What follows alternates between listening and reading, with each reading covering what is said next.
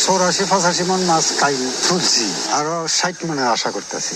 সর্বশেষ কত লক্ষ টাকা খরচ হবে? 7 লক্ষ টাকার ফিড এবং বাকি আর কত টাকা 8 খরচ? লক্ষ টাকা খরচ হয়েছে। 8 লক্ষ টাকা। আশেপাশে কারো কি ফলন দেখেছেন, মানে হারভেস্ট টাইমটা কেমন হয়েছে? টনে 21.5 মন মাল পাই। 1 টন খাবার খাওয়া 21.5 মন, সেই হিসেবে আপনি 7 টন খাওয়াইছেন। আমরা যদি 20 মন করে ধরি 1 টন খাবারে, কত মন হয় দেন দেখি? 140 মন। 140 মন, 15,40,000 টাকা। 15,40,000 টাকা। 8 লক্ষ টাকা মাইনাস করলে 7,40,000 টাকা আপনার প্রফিট থাকবে ইনশাল্লাহ। থাকতে পারে ইনশাল্লাহ। ইনশাল্লাহ। গত বছর আপনার যা রেট ছিল ওই রেটে যদি থাকতো আপনার 12 লক্ষ টাকা এসেছিল। 12 লক্ষ টাকা আপনি 12% পুকুরে লাভ করতেন। কিভাবে ব্রুড মাছ সংগ্রহ করে, কিভাবে ডিম ফুটায়, কিভাবে আবার ডিম থেকে পোনা নিয়ে সেটা পুকুরে চাষ করে, বিস্তারিত তথ্য আজকের প্রোগ্রামে দেওয়ার চেষ্টা করবো। কিনো মাছ চাষের বিষয়ে পরামর্শ করতে চাই, তাদেরকে আমি পরামর্শ দিতে পারবো। আমার 16-17 বছরের অভিজ্ঞতা থেকে বলছি, কোন মাছটা শতকে কত পিস চাষ করবো, তারা কোন পুকুরে কোন মাছের জন্য কতটুকু সাইজের পুকুর হলে ভালো হয়, আদর্শ পুকুর, কোন মাছ পানির কোন স্তরে বসবাস করে, শতকে কোন মাছটা কতটুকু চাষ করলে ভালো হয়, ফলন হয়, এবং কি যে কোনো রোগের বিষয় হোক, ক্ষত রোগ, ভাইরাস, পেট ফোলা, কোন রোগের কোন ওষুধটা, কোন অ্যান্টিবায়োটিকটা কতটুকু কিভাবে দিতে হয়, মানে মাছ চাষের বিষয়ে এমন কোনো জিনিস যা বাকি নাই যে তারা আমার কাছ থেকে পরামর্শ না পাবে। রেনু ফোটানোর পরে পুকুরে দিয়েছি, আজকে 12 দিন বয়স চলতেছে, তো 1 সপ্তাহ পরে এই পোনাটা সেল দিয়ে দিব। যখন 4,000-5,000 পিসে 1 কেজিতে হবে তখন নিয়ে যাবে আর কি। বাইনা করে রাখছে, অর্ডার করে রাখছে, বুকিং দিয়ে রাখছে, 1 সপ্তাহ পরে দিয়ে দিব আর কি পোনাটা। এই পুকুরে কতগুলো পোনা ছাড়া আছে? এই পুকুরে 3 কেজি ডিম দেওয়া হয়েছিল, ধারণা করতেছি 2.5 থেকে 3 লক্ষ পোনা হবে। আসসালামু আলাইকুম দর্শক বন্ধুরা, কেমন আছেন সবাই? দেশ এবং দেশের বাইরে যে যেখান থেকে এই মুহূর্তে আমাদের আজকের এই প্রোগ্রাম দেখছেন, সকলকে স্বাগত জানাচ্ছি। দর্শক বন্ধুরা, আজকে অবস্থান করছি নেত্রকোনা জেলার কেন্দুয়া উপজেলার হারাকান্দি গ্রামে। এই গ্রামে এর আগেও এসেছিলাম। এই গ্রামের একজন কর্ম উদ্যমী উদ্যোক্তা আরজু মিয়া চাচা, সেই সাথে তার ছেলে আমিনুল ভাই, তারা দুজন মিলেই পরিকল্পিতভাবে এই 12% পুকুরে কয়েক বছর যাবত শিং মাছ চাষ করে যাচ্ছেন। তো আমরা আজকে সেই বাবা ছেলের সাথে কথা বলবো। এই এলাকায় আরেকজন উদ্যোক্তা রয়েছে সাইফুল ভাই, এর আগে আমরা তাকে দেখেছিলাম। তিনি এলাকার অনেক উদ্যোক্তাদেরকে সাপোর্ট দিচ্ছে, মাছ চাষে বিভিন্ন পরামর্শ দিচ্ছে, রেণুপোনা বিক্রি করে। শিং মাছ চাষটা কিভাবে করতে হয়, কত শতাংশের পুকুরে কতগুলো মাছ ছাড়বো, ব্রুড মাছ থেকে কিভাবে ডিম সংগ্রহ করে সেটা থেকে আবার পোনায় পরিণত করা হয়, এই বিস্তারিত তথ্যগুলো আজকের প্রোগ্রামের মাধ্যমে দেওয়ার চেষ্টা করব। আশা করছি যারা মাছ চাষ করতে চান, বিশেষ করে ক্যাটফিশ জাতীয় মাছের মধ্যে শিং মাছ চাষ করতে চাচ্ছেন, তাদের জন্য আজকের এই ভিডিওটি খুবই গুরুত্বপূর্ণ হবে। যার কারণে ভিডিওটি না টেনে পুরোটি দেখার চেষ্টা করবেন। আমরা আজকে চাচা এবং তার ছেলের পরিকল্পিত শিং মাছ চাষের বিস্তারিত তথ্য আপনাদের দেওয়ার চেষ্টা করব। চলুন শুরু করা যাক।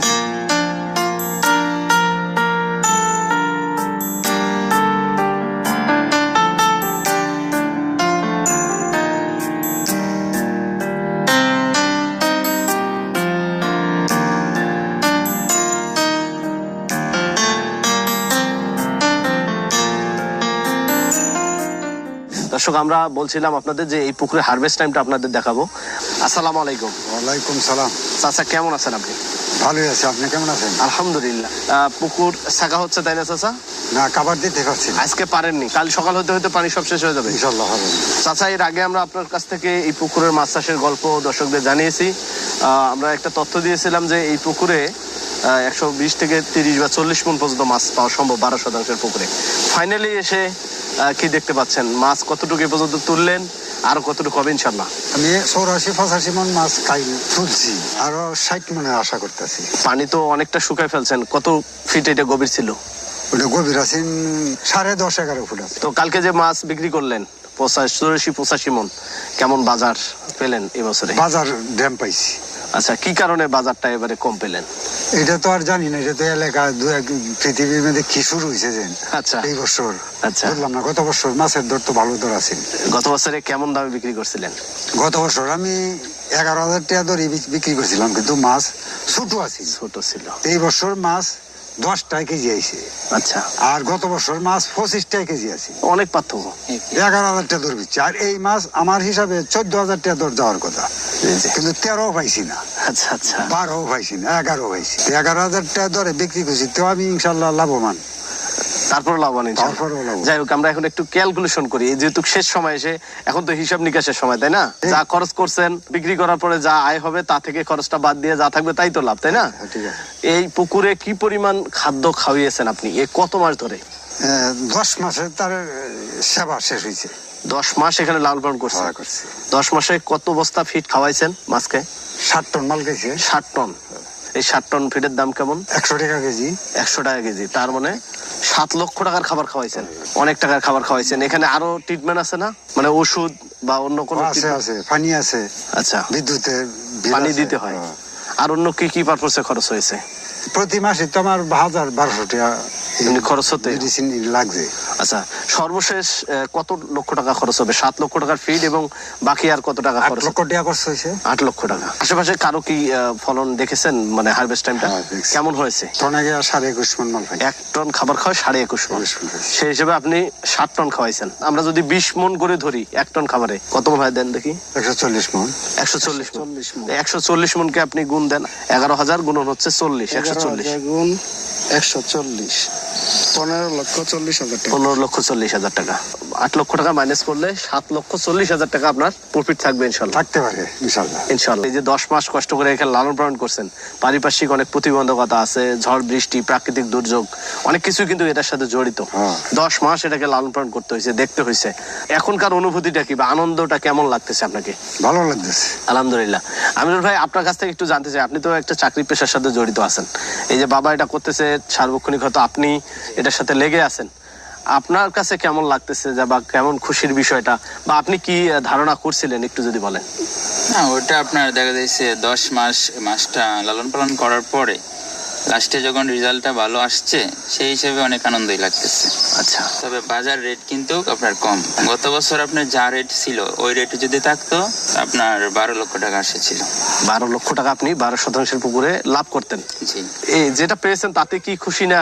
আলহামদুলিল্লাহ, যা পাইছি আলহামদুলিল্লাহ। তাতে এই আলহামদুলিল্লাহ। বাজারটা তো এক এক সময় এক এক রকম হয়, তাই না? হ্যাঁ, এক এক সময় এক এক রেটে থাকে। আপনি তো একবারে বয়সে নবীন এবং তরুণ, আপনার আসলে কি মনে হয় সরজমিনে নিজের পুকুরে এত বেশি পরিমাণ ফলন ফলাচ্ছেন, যে চাকরি করেন, চাকরির তুলনায় এটা কতটা বেশি লাভজনক হতে পারে? ওটা চাকরির চেয়ে আপনার সব গুণ দিয়ে অনেক ভালো। কারণ চাকরির চেয়ে ওইটা আপনি যদি, আমি সবসময় প্রতি বছরে যদি এটা চাষ করি, জি। গড় হিসেবে আপনার 60 থেকে 70,000 টাকা বাড়িতে আমি বসে এটা পাইতেছি, সেই হিসেবে অনেক ভালো। আচ্ছা, আলহামদুলিল্লাহ। তাহলে একজন মানুষ যদি বাসায় পরিবারের সঙ্গে থেকে এই ধরনের পুকুর খনন করে, মাছ চাষ করে, নিজের কর্মসংস্থান তৈরি করে, সেটা উদ্যোক্তাদের জন্য কতটা লাভজনক হবে, বা কোনো তরুণ এই সেক্টরে সংযুক্ত হতে পারে কিনা, আপনার দৃষ্টিকোণ থেকে কি মনে হয়? হ্যাঁ, হইতে পারে, কিন্তু শুরুতে বেশি মাছ ঘনত্বে চাষ করা যাবে না। কেউ যদি তরুণ উদ্যোক্তা আসে, শুরুতে সে অল্প করে চাষ শুরু করতে হবে, তবে সে আস্তে আস্তে ক্রমান্বয়ে এটা বাড়াতে হবে। শুরুতে যদি সে ঝুঁকি নেই তাহলে কিন্তু হবে না, লস খেয়ে যাবে। যেমন আমি যখন আসছি, শুরুতে অল্প করছি। প্রথম বছর আপনার 50,000 দিছি, এর পরের বছর আপনার 1.5 লক্ষ, মানে 12% জায়গায়। আর এই বছর আপনার দিছি 2 লক্ষ মাছ চাষ। আচ্ছা, মানে আস্তে আস্তে ঘনত্ব বাড়াইছি। যেমন প্রথম বছর আপনার চাষ করে আমি 50,000 টাকা লাভ করছি, এরপরের বছরে আপনার 3.5 লক্ষ টাকা।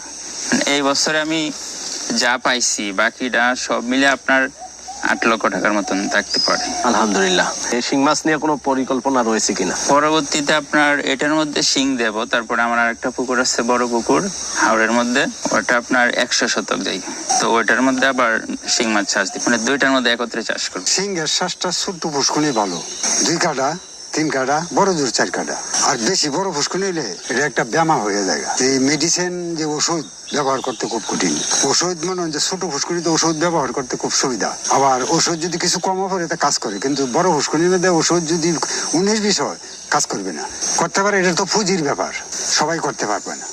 এটা যারা পয়সা আছে এরা করতে পারবে, আর পয়সা নাই যারা এটা যেতে পারবে না, কারণ পয়সা ছাড়া তো মালান থাকতো না। খাবারটা হলো সবচেয়ে বড়। দর্শক বন্ধুরা, আমাদের সাথে আজকে সাইফুল ভাই রয়েছে। তিনি মূলত একজন পোনার ব্যবসায়ী বলা যেতে পারে, চাষি বলা যেতে পারে, উদ্যোক্তা বলা যেতে পারে।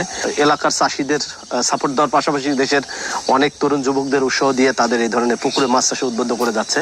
তো তার সাথে আরো কথা বলবো, শুরুর দিক থেকে হ্যাসারের মালিকরা আসলে কি কি করে, কিভাবে ব্রুড মাছ সংগ্রহ করে, কিভাবে ডিম ফুটায়, কিভাবে আবার ডিম থেকে পোনা নিয়ে সেটা পুকুরে চাষ করে, বিস্তারিত তথ্য আজকের প্রোগ্রামে দেওয়ার চেষ্টা করবো।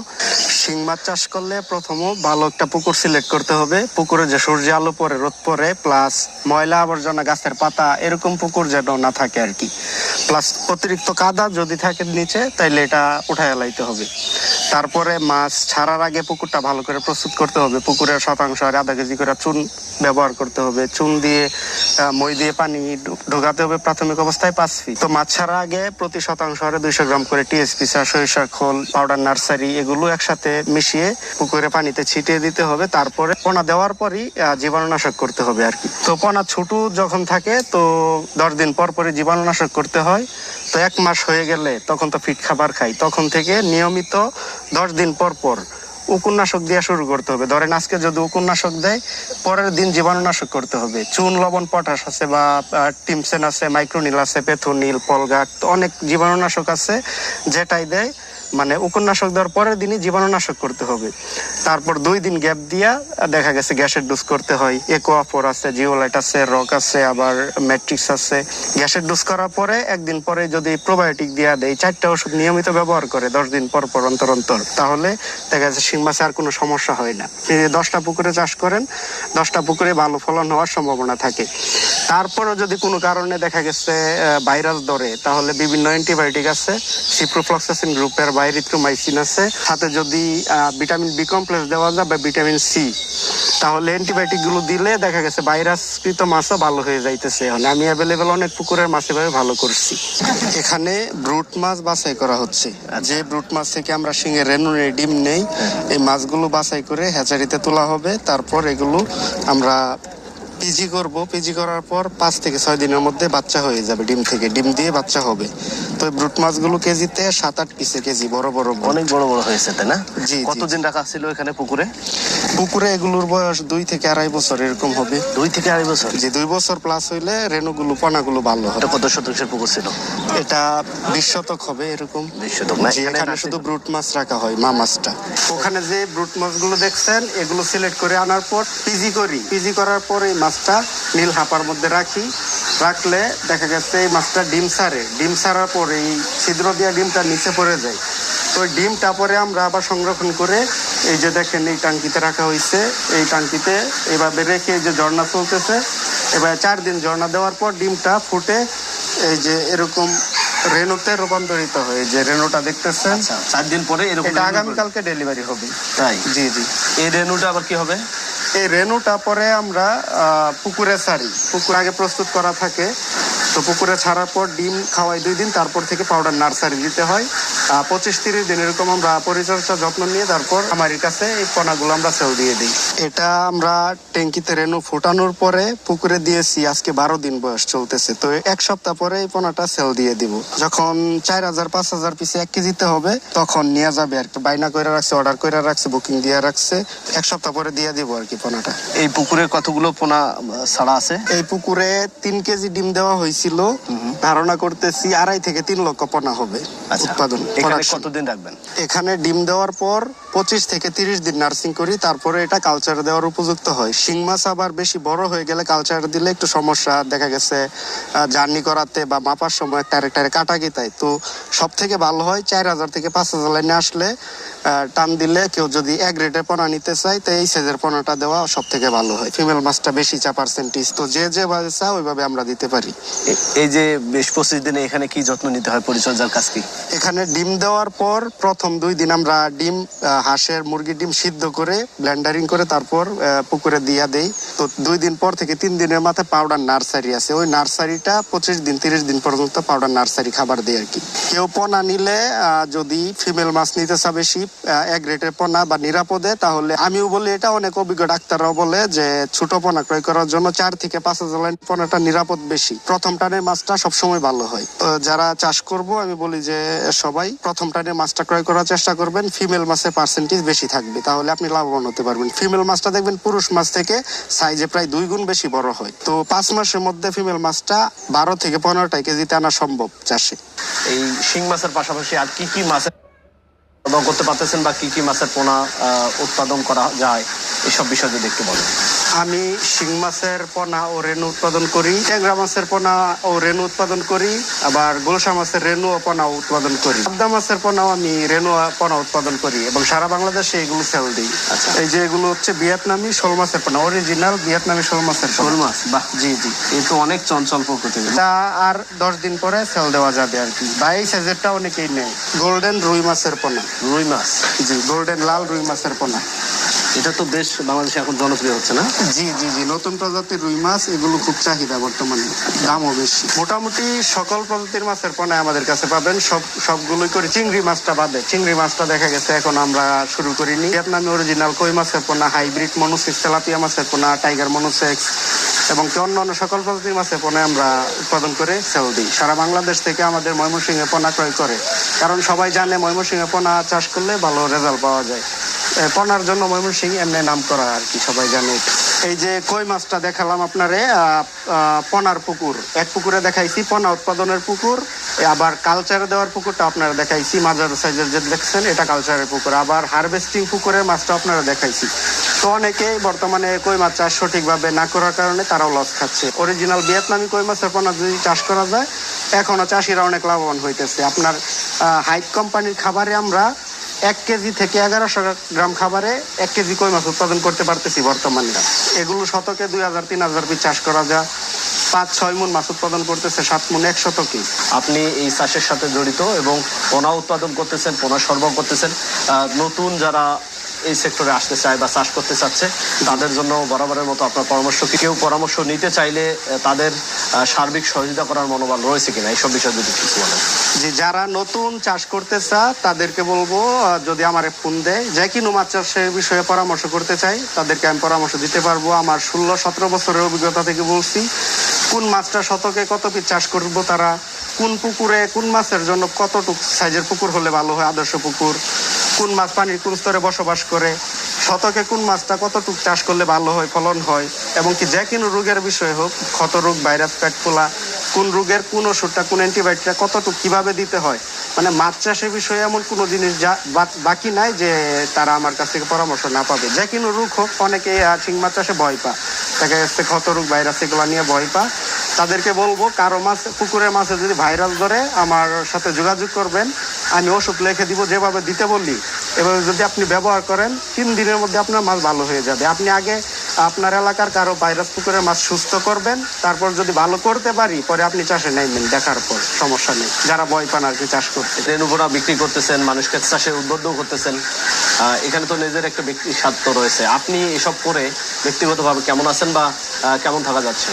আলহামদুলিল্লাহ, আমি অনেক ভালো আছি। দেখা গেছে আমি যেহেতু পোনা দেওয়ার পাশাপাশি সবার খোঁজ খবর রাখি, পুকুর রেডি করা পর্যন্ত, পোনা খাওয়ার ওষুধ, খাওয়া দাওয়া কিভাবে দিব, বিক্রি করা পর্যন্ত আমি খোঁজ খবর রাখি, যার কারণে আমার পোনার চাহিদা অনেক বেশি। সবাই আমার কাছ থেকে পোনা ক্রয় করে, ফোন দিয়ে পরামর্শ নেয়।